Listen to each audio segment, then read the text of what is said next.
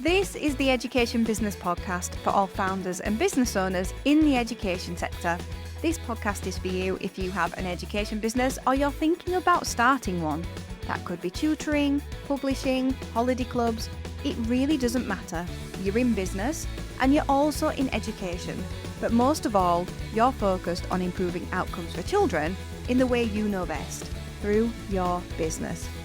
I'm Claire Riley, co-founder of educational resources website Classroom Secrets, and I'll be sharing how to make your education business bigger, better, and have more impact through my own experiences and also the conversations I have with other founders and business owners in education.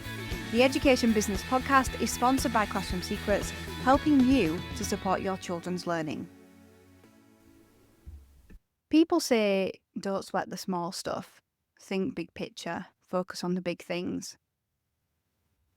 But if you don't have someone in your team to sweat the small stuff, you have to sweat those small stuff as well. Actually, details do matter. It does matter. The service that you're giving to customers, for example, or your social media content, or your website. All of those details add up to form what your company really is. And I thought we all needed reminding of that.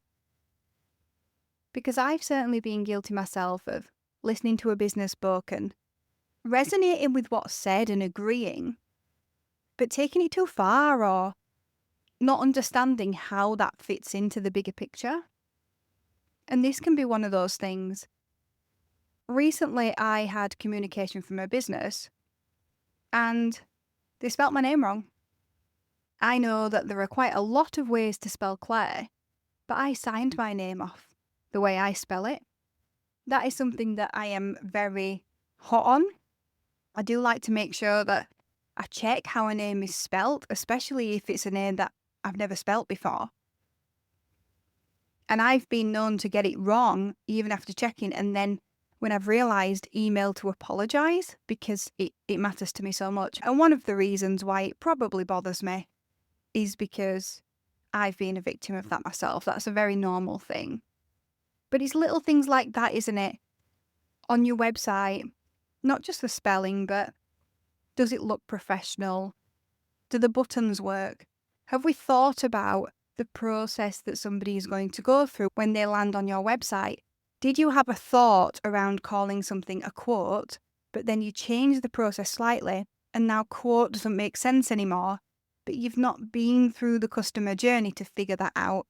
All of these are small things, the small details, but we should care about them. We should look into them, especially before we have people to do that. When we're trying to grow our business, yes, we're thinking big, but we also have to be able to, what we call walking up and down the stairs, walk up the stairs to think big and walk down the stairs to do the detail. So do sweat the small stuff. Do think about the details in your business, because it's these details that will set you apart from everybody else, that will help you to put automations in place to make sure things work more smoothly, ultimately giving you more money for your time. As you grow a team, it will help them be efficient and give them a good experience of working in your organisation. There are lots of reasons to care about the little things. So have a think. Is there anything in your business where you haven't had an eye on the details and you could just review that and think about how to get to grips with those details again and make sure that you're delivering the service that you really want to deliver? Thank you for listening to the Education Business Podcast. This podcast is sponsored by Classroom Secrets. To find more resources to grow your business, visit classroomsecrets.co.uk.